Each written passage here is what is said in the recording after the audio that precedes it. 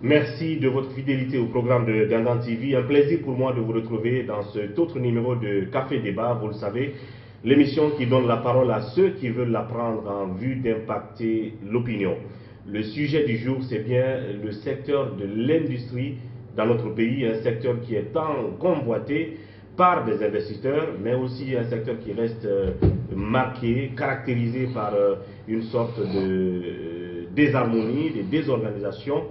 Et bien entendu, c'est dans ce sens que le ministère de l'Industrie et des moyennes et petites entreprises a décidé de prendre un arrêté pour mettre de l'ordre dans ce secteur. Et c'est pour cela que nous donnons la parole aujourd'hui à M. Alphadio Idriss Anne. Il est le directeur national de l'industrie. Monsieur Anne, merci d'accepter notre invitation. Bienvenue dans cette émission. Merci beaucoup, c'est moi qui vous remercie. Alors oui, première question, c'est que le ministre de l'Industrie, en compagnie de ses cadres de cabinet dont vous, avez animé un point de presse vendredi pour présenter ce que vous avez appelé une directive visant la réglementation du secteur de l'industrie. Ce qui parle de réglementation suppose qu'il y a quelque chose qui ne marchait pas, qui n'allait pas.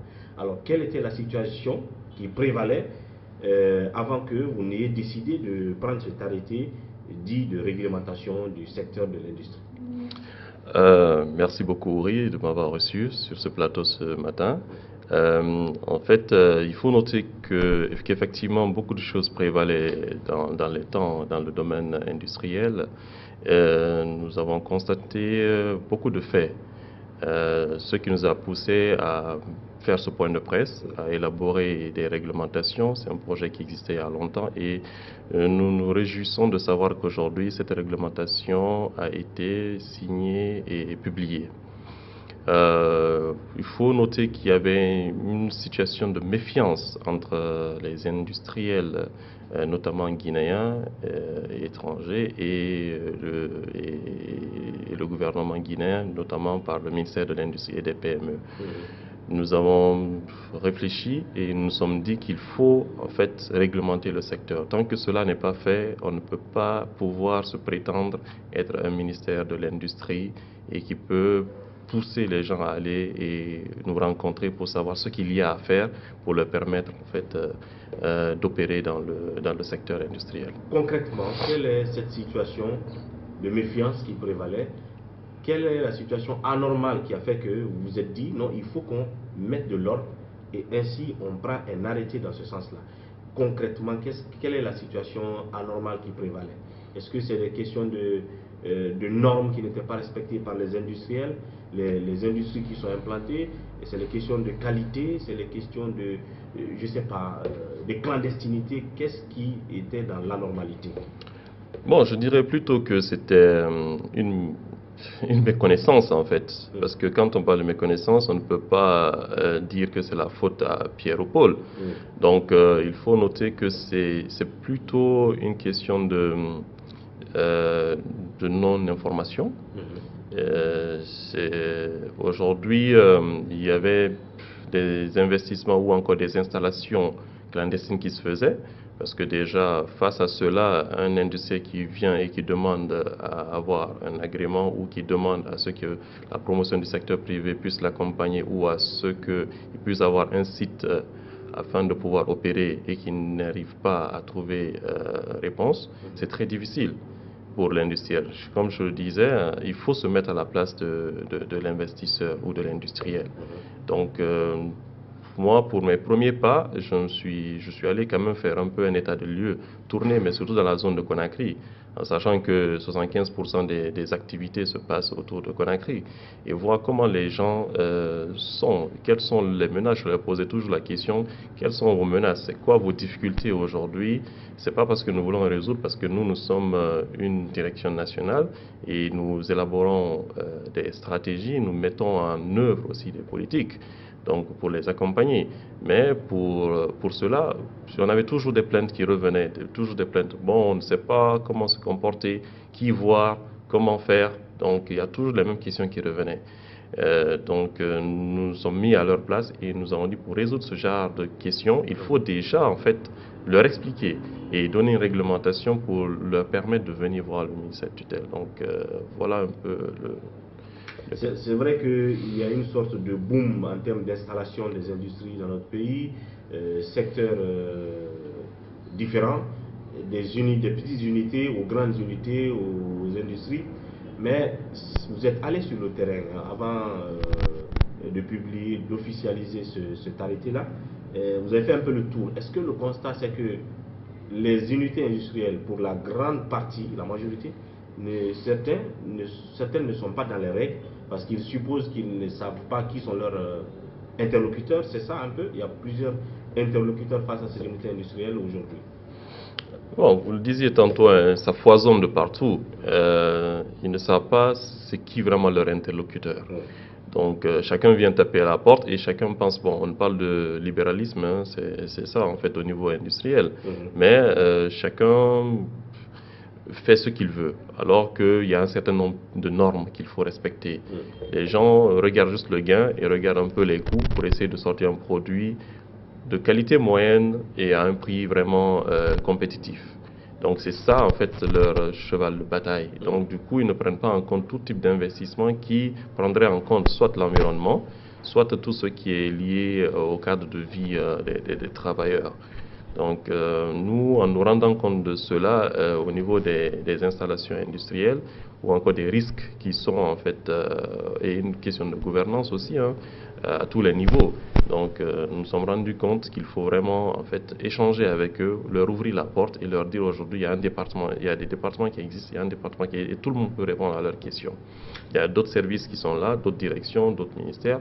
Aujourd'hui, le ministère de l'Industrie et des PME ouvre toutes ses portes pour les recevoir. Et quand je lis par exemple cet arrêté qui a été pris par le ministre Thibou Camara portant réglementation des activités des entreprises industrielles, en son article 1, il est dit objet.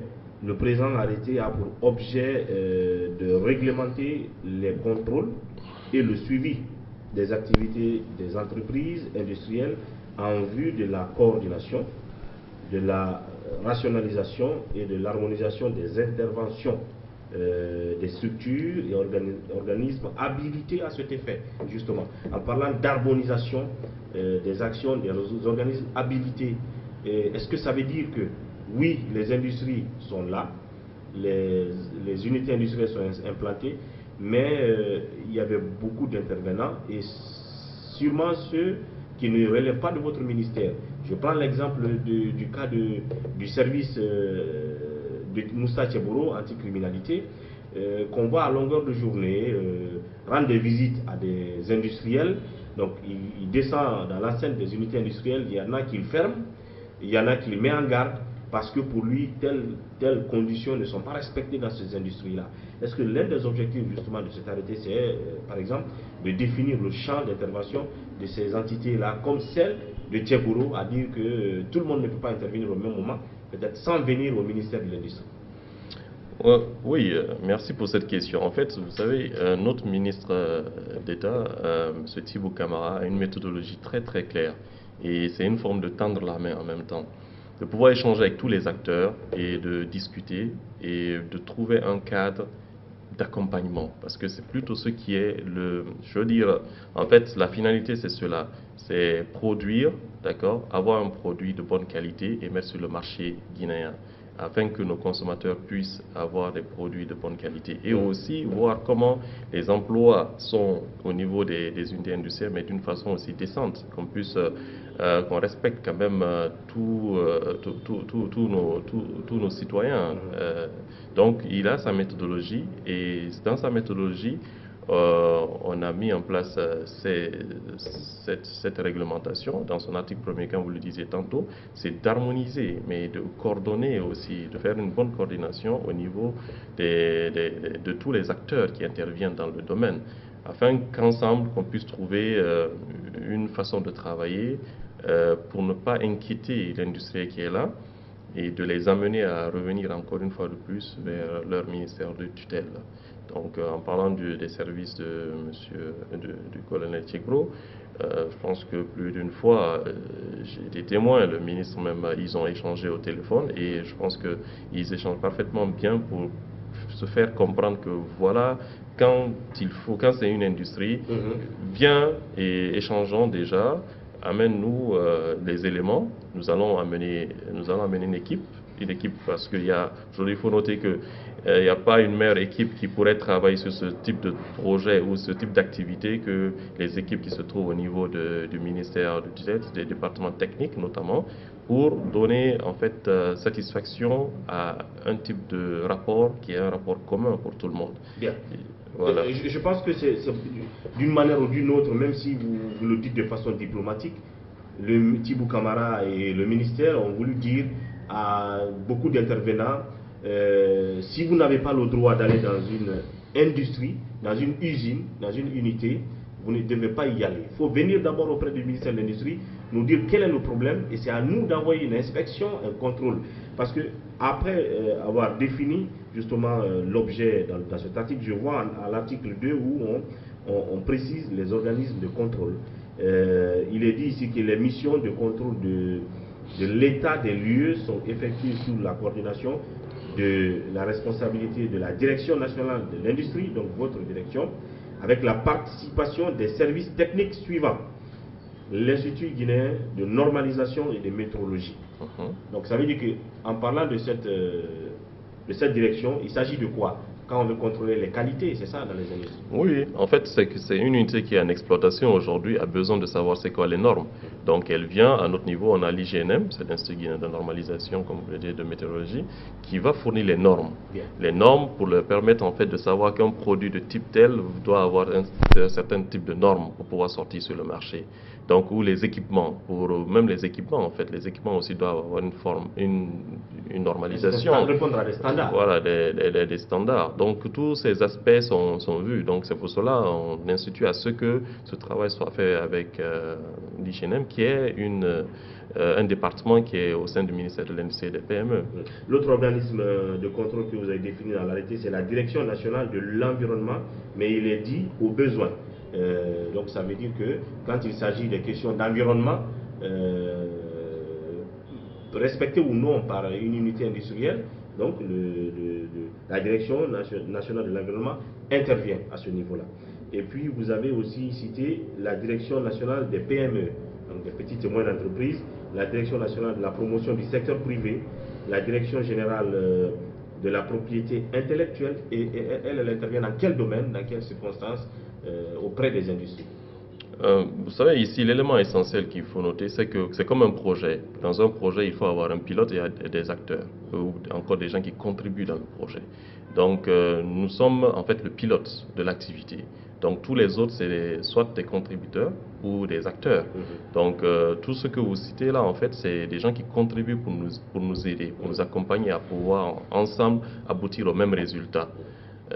Donc de pouvoir réglementer en fait les activités industrielles. Donc quand vous voyez tout ce qui est propriété intellectuelle, quand vous voyez l'environnement qu'on voudrait associer pour les impacts environnementaux, parce qu'on demande forcément de faire ça au départ, donc on les dirige nous-mêmes vers le ministère de l'Environnement, afin que les gens aient ce document ou cette autorisation pour mettre dans le fond de dossier, afin de les permettre d'opérer.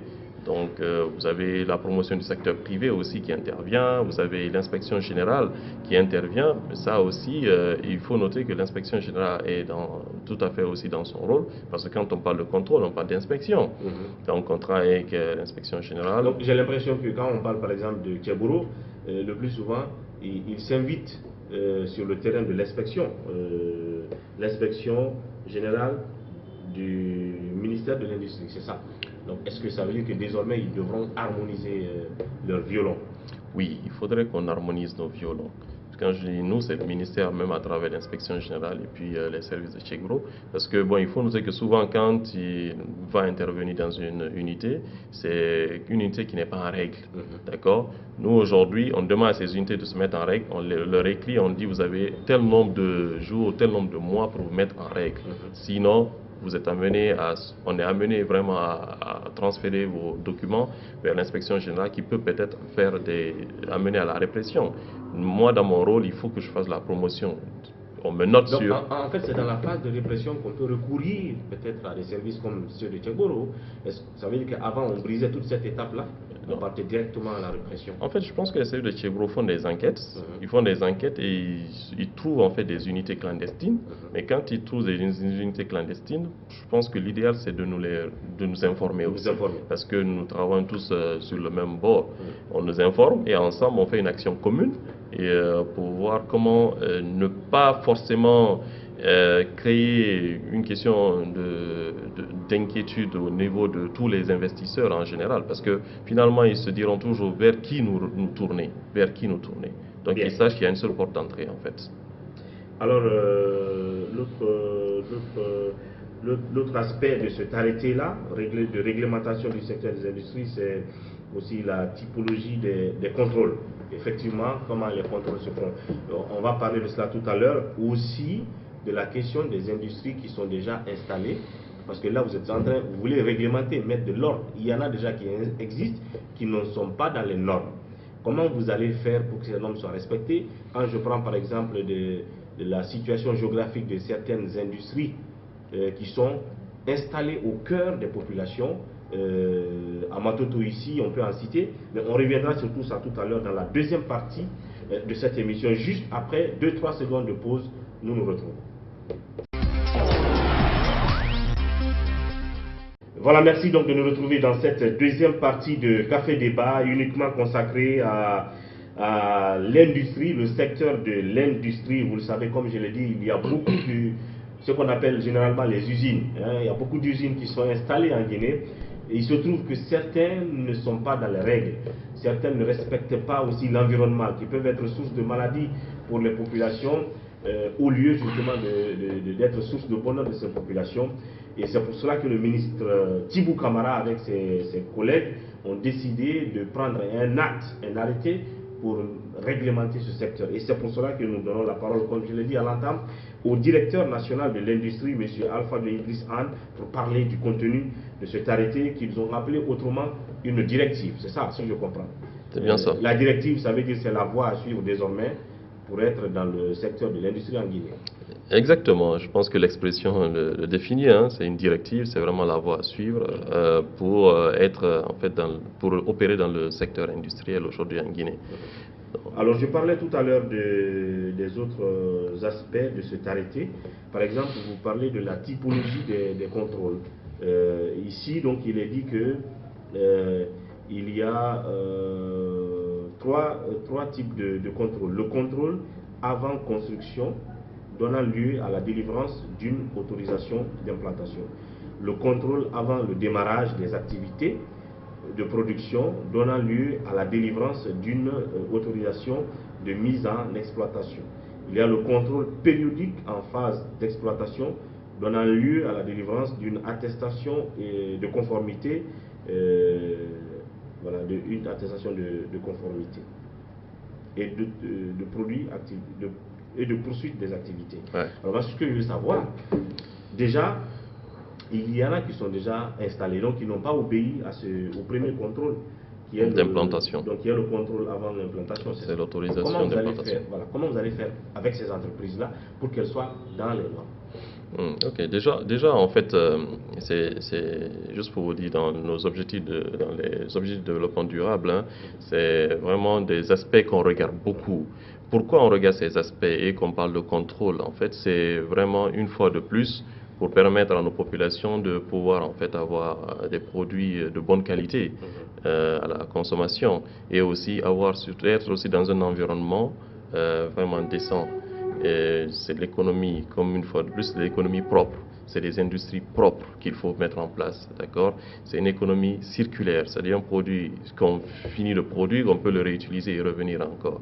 Donc, c'est des étapes, c'est des phases. Une industrie aujourd'hui, on a beaucoup qui sont déjà installés, qui sont en phase d'exploitation. Nous ne pouvons plus parler d'implantation, on ne peut plus parler, on passe de toutes ces étapes, on vient à la dernière étape. Tout à fait. Et cette étape, en fait, si vous voulez, je ne dirais pas contrôle, mais c'est vraiment un suivi un suivi qui est là pendant la phase d'exploitation de cette unité. Pendant cette phase d'exploitation, on revient vers ces unités industrielles, on dit, écoutez, vous avez commencé l'exploitation, aujourd'hui, est-ce que vous disposez d'un cas, est-ce que vous avez les normes pour faire vos produits? Oui, non. Voilà les normes. Prenez les normes, essayez de vous conformer à cela. Ou encore aujourd'hui, une unité qui est là, oui, vous êtes en train de rejeter des eaux usées. Est-ce que c'est normal? Non, c'est pas normal. L'environnement impacte directement. Justement, en parlant des entreprises qui sont déjà implantées, des industries qui sont déjà construites, qui n'ont pas respecté certaines normes comme celle de l'environnement, et celles qui rejettent des eaux usées là. Il y a l'exemple qu'on vous a donné à la radio tout à l'heure, l'usine Casal à Koya, qui fatigue vraiment les populations environnantes, parce que l'usine émet des déchets liquides, mais toxiques aussi, parce que c'est difficile à respirer, des odeurs nauséabondes, donc qui fatiguent l'entourage. Cette usine Casal a perduré dans cela aujourd'hui. Justement, vu qu'eux, ils ont déjà été installés et qu'ils n'ont pas obéi au premier type de contrôle qui est dit ici, comment vous allez faire avec l'usine Casal? Est-ce qu'il y a des actions que vous avez prises aujourd'hui vis-à-vis de cette usine-là? Je pense que, ouais, en fait, c'est que pour le cas de l'usine Casal, on en parle, on en a parlé, et nous avons amené plusieurs missions, des missions mixtes, et on a pris beaucoup de dispositions en ce qui concerne cette usine. Vous vous rappelez que cette usine avait été d'ailleurs fermée un moment. Donc, nous, de notre côté, ils se sont engagés à faire des travaux, parce que je connais un peu le domaine de l'industrie, je ne suis pas néophyte dans le domaine, j'ai fait beaucoup d'études à ce niveau aussi, donc on leur a expliqué comment faire. Donc c'est une question parfois d'investissement lourd que tout le monde ne supporte pas et qui amène à ce que les gens ne respectent pas un certain nombre de façons de travailler. Donc aujourd'hui, il faut noter que nous avons constaté qu'ils ont mis quand même en place des bennes, enfin pas des bennes, des citernes, qui viennent, si vous voulez, faire des tournées de ramassage de toutes ces eaux et les déverser. Donc, ils sont en train de faire beaucoup d'efforts. Ils ont pris des engagements. On est en train de suivre pour que ces engagements arrivent à terme. Et s'ils ne respectent pas, nous ferons encore, ce sera une répression. Mais ils sont en train de faire beaucoup d'efforts dans ce sens. Il y a aussi l'usine qui a explosé de l'autre côté, au Dard, et qui a fait des morts. S'il y a eu explosion, c'est sûr qu'il y a certaines normes qui n'étaient pas respectées en termes de sécurité. Alors là, face à ce genre de cas aussi, où les gars ont déjà construit leur usine et maintenant vous êtes dans la réglementation, qu'est-ce que vous allez faire pour que ce genre d'explosion n'arrive plus dans une usine comme Oda, par exemple? En fait, c'est déjà nous, c'est pour ça dans la politique industrielle elle-même, c'est une question de réflexion, de façon de voir ou bien d'implanter des unités, parce qu'il y a des priorités dans l'industrialisation souvent. Donc, des unités comme ça, il faut déjà savoir qu'il faut pratiquement pas les mettre à côté où l'explosion, ça peut être très facilement inflammable. Donc, ces aspects-là, nous regardons. Et l'inspection générale au niveau du ministère avait pris à corps et âme ce dossier et je pense qu'on a trouvé quand même une issue. Et cette unité, on a trouvé une façon de délocaliser beaucoup de choses, d'éloigner tout ce qui est inflammable à côté pour ne pas qu'il y ait encore un risque. Et je pense qu'ils avaient même mis un comité avait même été mis en place, un comité mixte, et même avec... Donc ça veut dire que là, il y avait des normes de sécurité qu'ils n'avaient pas respectées avant. Je pourrais pas me prononcer sur ce point, c'est un dossier que l'inspection maîtrise plus. J'ai plutôt plus ce dossier en cours aussi, mais je pourrais dire que nous leur avons imposé maintenant de mettre en place un certain nombre de normes, et si cela n'est pas fait, voilà, on ne peut pas se permettre d'accepter que ça évolue comme ça. Alors, en parlant toujours d'implantation, peut-être que l'autre contrôle, c'est de voir où est-ce que les usines vont vouloir s'implanter désormais. Est-ce qu'ils vont s'implanter dans la zone industrielle? Moi, d'abord, la question préjudicielle, c'est quelles sont les zones industrielles officielles que la Guinée a aujourd'hui? Est-ce qu'on n'en a qu'une seule? Elle est où? Ou deux? Où sont-elles? Et puis, maintenant, comment vous ferez pour les usines qui sont déjà implantées, pour qu'elles aillent s'implanter dans les zones industrielles? Quand je prends Topaz, qui est à Kisosso, quand vous prenez usine Ciment de Guinée, qui est aussi à Kisosso, et vous prenez la Bonagui, vous prenez la Sobragui, qui est en plein Madina, à côté des populations, est-ce que, a posteriori, vous allez leur dire maintenant, pour être dans la réglementation, qu'elle délocalise pour aller s'installer dans les zones industrielles que vous allez nous citer tout à l'heure? Écoutez, je pense que c'est une très très bonne question. Je pense que la finalité, c'est que tout le monde puisse être dans une zone industrielle. C'est l'idéal. Aujourd'hui, une fois de plus, les gens n'arrivent pas à se mettre dans des zones, c'est une question de disponibilité. C'est un marché, c'est l'offre et la demande. Donc, vous viendrez tout de suite, vous voulez mettre en place votre unité industrielle, vous trouvez un terrain, vous achetez et vous commencez à évoluer. Donc, mais ce qui est dommage après, c'est que si les zones sont actives, tu es obligé de démanteler tout et revenir. Donc, c'est des coûts très très élevés. Donc, les gens ne savent souvent, notamment pas, parce que c'est souvent une question de fonds et de financement. Et dans le cadre de tout ce qui est politique industrielle, même de la CEDEAO, il y a des fonds qui sont disponibles, qu'on appelle des fonds dans tout ce qui est vert.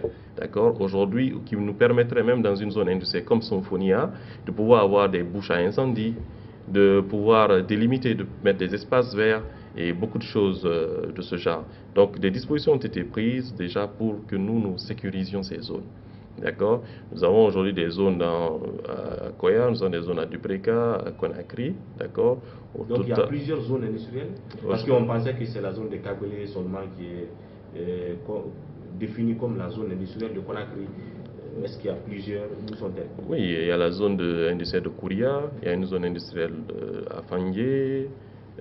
Donc ça, c'est des zones industrielles qui existent. Aujourd'hui, nous sommes en train de faire des sécurisations physiques pour que vraiment, on a même une agence qui va gérer carrément ces zones aujourd'hui où les instituts qui vont s'installer vont payer des redevances parce qu'il y aura tout en fait pour que ces installations puissent bien en fait se développer dans ces zones. Dans des zones industrielles, c'est dans un projet, on a des partenaires au développement, des partenaires étrangers, notamment chinois, sud-africains, marocains, qui sont prêts à s'y investir, qui ont déjà commencé des études très très avancées, très très poussées, et nous souhaitons vraiment délocaliser le maximum. C'est pour ça que quand vous venez en tant qu'investisseur, on vous met déjà en priorité dans les zones industrielles. Donc, nous souhaitons délocaliser au maximum ces unités vers, parce que vous savez, autant que moi, il y a des unités même dans les quartiers, dans les maisons. Ouais. Quelqu'un peut avoir 2-3 machines pour pouvoir faire une petite unité, il met dans son garage. Ça existe. Ouais, donc, mais quand ils viennent, ils disent, bon, donnez-nous un terrain. Il faut qu'on soit à mesure de mettre ça à leur disposition. Donc nous sommes en train de travailler dessus pour pouvoir les délocaliser au fur et à mesure. On a des zones de dégagement qu'on a déjà trouvées, à Tanene notamment, avec le port de Bofa aussi qui va être opérationnel. Donc, une zone industrielle comme celle de Kabylie, est-ce qu'on peut dire qu'elle est déjà saturée aujourd'hui, que vous avez arrêté, il n'y a plus d'implantation possible, ou est-ce qu'il y a de l'espace? Parce qu'à côté même de cette zone, il y a des habitations maintenant qui sont là. Il y a une classification de la population, en parlant du cas de Kabylie seulement. En parlant du cas de Kabylie, je pense que notre ministre est en train de faire des actions fortes quand même, parce que nous, on prend un dossier, on l'étudie. Aujourd'hui, on a fait un point sur tous les dossiers. C'est-à-dire, si vous voulez, on a octroyé des terrains à des gens qui pourraient en fait exploiter. Nous sommes en train de faire des notifications pour annuler et pouvoir trouver de la disponibilité pour d'autres investisseurs sérieux qui pourraient venir s'installer et pouvoir exploiter.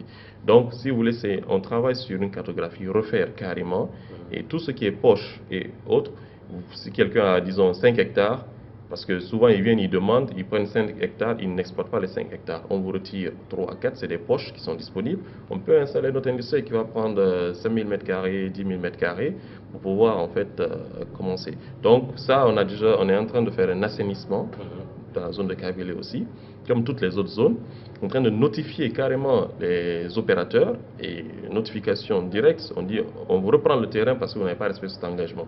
Aujourd'hui, je vous informe que quiconque à qui on donnerait un terrain aujourd'hui, il vient, il s'engage nous de la direction, je m'engage tel à réaliser par exemple la clôture dans les 3 à 4 mois. Si je ne le fais pas, j'autorise à la direction de reprendre le site et pouvoir faire autre chose. Vous savez, même le bail, avant de donner le bail, on veut voir les investissements. Donc, pour Kabylie spécifiquement, oui. Nous sommes en train de faire un assainissement, on est en train de revoir des poches pour pouvoir permettre à certains industriels sérieux de s'installer et de commencer. Donc, comme je l'ai dit tout à l'heure, c'est vraiment sûr que, même si ce n'est pas demain ou après-demain, mais les usines qui sont déjà là, en pleine ville, qui peuvent constituer une sorte de risque à la cohabitation avec la population, vont devoir à un moment donné quitter et aller dans les zones officielles industrielles. Vous allez les faire quitter. Il y a des unités qui se trouvent déjà dans les zones, même avec la cohabitation. Il faut noter que c'est plutôt, souvent, comme on le dit, c'est la population qui est venue cohabiter. C'est des zones industrielles, c'est un titre foncier de l'État, d'accord? C'est un bien de l'État, mais souvent, des velléités existent. Donc il a manqué aussi la délimitation et la sécurisation. La sécurisation, parce qu'il faut mettre des postes de surveillance, tout ça, pour ne pas que les habitations puissent venir envahir la zone. Donc il y a des zones industrielles à Conakry qui existent et c'est des zones industrielles. Donc ces unités, c'est plutôt de voir quelle est la façon de délimiter. Et comme je disais, si aujourd'hui avec tout ce qui est vert, on arrive à faire des bouches d'incendie où nous, on peut trouver une forme de sécurité pour délimiter bien la zone, pour ne pas ou mettre des unités qui n'ont pas d'impact réel sur la population aussi, déplacer des unités qui ont un impact sur la population, ou les pousser à ce qu'ils aient un système de protection de l'environnement. Voilà, donc bref, on peut dire que c'était tout en ce qui concerne les grandes lignes de cet arrêté du ministre de l'Industrie visant la réglementation du secteur. Maintenant que vous avez pris l'acte, ça c'est une chose. Maintenant la concrétisation sur le terrain est tout autre. Vous vous donnez combien de temps pour mettre l'ordre là dans le secteur de l'industrie, faire tout ce que vous venez de dire? Combien de temps vous vous donnez et combien de temps vous avez donné à ceux-là qui sont dans le monde de l'industrie en Guinée et qui ne sont pas dans les règles? Tous ceux qui sont en exploitation, on leur a demandé dans les 3 prochains mois de venir se régulariser déjà au niveau du ministère de l'Industrie et des PME. Donc ça, c'est clair. Donc nous aussi, nous allons continuer à communiquer pour les sensibiliser afin qu'ils viennent. Nous avons pris aussi des actions parce qu'on est en train de faire des enquêtes aujourd'hui pour recenser toutes les unités et faire une cartographie des unités industrielles dans le pays. Ça nous permettra, on a déjà des fiches, et des fiches. On veut que tous les industriels aussi nous facilitent la tâche et qu'ils reçoivent nos collaborateurs dans leurs unités industrielles pour qu'ils acceptent de renseigner les fiches. C'est pour les accompagner, c'est afin de les répertorier tous aussi, pour leur indiquer la voie à suivre pour aujourd'hui être un industriel de premier rang et pour pouvoir aussi les accompagner une fois de plus. Donc 3 mois pour la régularisation. Et nous continuons à faire des missions de recensement, et au fur et à mesure, on va envoyer des notifications et des actes pour leur expliquer comment faire et les normes à suivre. Et puis, question de curiosité, je récidive après la radio. Est-ce que vous pouvez nous dire quelle est la part du secteur de l'industrie à l'économie globale? Ce que vous apportez à l'économie avec cette vague d'implantation des industries qui continue? Écoutez, hein, c'est des stats aujourd'hui. Il faut noter que cette part est très faible en Guinée. D'accord? C'est une part, si ma mémoire est bonne, c'est dans l'ordre de 7%, 7 à 11%. Hein, la part. Donc aujourd'hui, nous sommes en train de nous battre pour que nous arrivions au moins à 20%. Parce qu'il faut noter que le vrai secteur de l'employabilité, c'est au niveau de l'industrie, d'accord? Donc tout ce qui est chômage, ça peut être résorbé une bonne part par l'industrie. La vraie valeur ajoutée dans le PIB, c'est au niveau industriel aussi. Donc nous sommes en train de revoir cet aspect pour que ça soit une part plus importante dans l'économie guinéenne. Bien, 7% pour l'instant comme apport du ministère du secteur de l'industrie à l'économie globale. Et pour terminer aussi, il y a cette autre question de curiosité. Vous avez dit quelque part que le présent arrêté a pour objet, non, c'est pas là, voilà, sont soumises au respect des dispositions du présent arrêté toutes les personnes physiques ou morales ayant légalement vocation à exercer en République de Guinée des activités industrielles à l'exclusion des activités soumises aux dispositions du code minier. Ça veut dire que les industries minières sont exemptées de vos contrôles, en tout cas du contenu de cet arrêté. Pourquoi? Non, c'est pas ce que ça veut dire. Hein. En fait, les industries minières aussi sont dans le champ d'application, mais on dit, en fait, il y a une convention minière qui existe. Par exemple, aujourd'hui, quand je parle d'industrie minière, c'est par exemple une unité qui va faire une transformation. Mais vous savez, la convention minière est bien précise, qui limite certaines choses. Donc c'est pour ça que nous ne voulons pas, il faut qu'on échange à chaque fois parce que c'est une réglementation. C'est une réglementation, il y a des limites. Donc on parle dans le cas des limites au niveau de la convention minière, mais les industries minières... Parce que quand vous dites à l'exclusion des activités soumises aux dispositions du code minier. Non, en fait, vous savez, il y a des activités qui sont en cours et il faut qu'on regarde, parce que quand on parle d'industrie, on parle d'une petite forme de transformation, d'accord? Donc, quand je regarde aujourd'hui une structure ou une industrie qui va peut-être faire de l'alumine, d'accord? Il y a déjà des dispositions bien précises, d'accord? Celle de la bauxite et tout ça, pour arriver à quelque chose. Donc, il y a une politique qui est déjà bien cadrée à ce niveau. Une autre structure, une autre entreprise qui va faire, s'il vous plaît, qui peut passer du quinclair, qui va faire du calcaire au quinclair, peut être mise dans le cadre de nos dispositions à nous, industriels. Vous savez, donc, donc dans les conventions minières, il y a des précisions, donc on reste dans le cadre de certaines industries minières. Bien. Alors, dernier mot, M. Alpha Idrissa Hann, à l'endroit, comme je l'ai dit tout à l'heure, de toutes ces populations qui vivent à côté des unités industrielles, qui subissent l'effet de certaines unités industrielles qui ne respectent pas les normes, mais aussi à l'endroit de ces hommes d'affaires qui ont implanté des industries et de ceux-là peut-être qui veulent venir mais qui doutent au vu de tout ce qu'il y avait comme bazar dans le secteur, au vu des nouvelles actions, de réglementation que vous êtes en train de mener aujourd'hui. Merci. Je voulais juste en fait dire qu'il y a une nouvelle dynamique au sein du ministère de l'Industrie et des PME et que c'est dans cette dynamique que nous nous inscrivons. Donc nous souhaitons à ce que le développement industriel se fasse en Guinée et qu'on sache que c'est primordial et que tout le monde accepte que ça soit bien suivi. Je demande à tous les industriels de passer d'une étape d'industrie normale et qu'on parle plutôt d'économie propre, qu'on parle d'industrie propre. J'insiste beaucoup sur ce terme parce que c'est très important. Les autres pays avancent, les autres pays mettent à disposition et prennent en compte tout ce qui est industrie propre. Donc pour être compétitif, il faut pouvoir respecter les normes, pouvoir en fait suivre un certain cadre logique dans le cadre de l'investissement et ne pas regarder juste des investissements qui ne prennent pas en compte le cadre de vie des populations. Donc nous tenons en compte que tous les produits qui sortiront sur le marché doivent en fait respecter un certain nombre de normes et que ces industriels soient des acteurs de développement et qui s'inscrivent dans le cadre de la politique industrielle du pays et qu'on pourrait mettre à disposition plus tard à tous les niveaux. Nous avons des partenaires qui nous accompagnent, des partenaires au développement des Nations Unies et un peu partout, qui vont, pour qu'on s'inscrive dans un cadre plutôt global de la CEDEAO. Merci donc, monsieur Hann, d'être passé. À très bientôt. Merci beaucoup. Merci, M. Ouray. Merci. À vous, merci de votre fidélité, de votre attention. C'est tout pour ce numéro. On se retrouve demain avec un autre invité pour un autre numéro de Café Débat. D'ici là, prenez soin de vous et au revoir.